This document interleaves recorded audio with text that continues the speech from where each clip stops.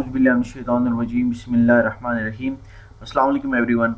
Today I'm going to show you that कि आप क्या करने जा रहे हो. You are going to learn that how to use random function in MS Word.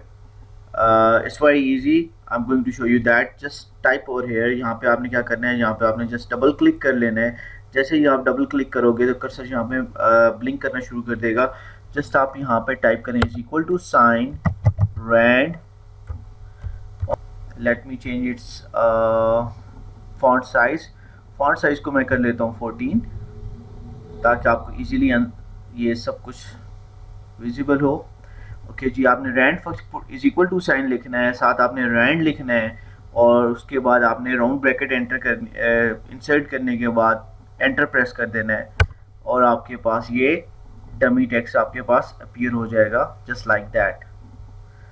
Video provides a powerful way to help you prove your points. When you click online video, you can paste in the embedded. Thank you very much.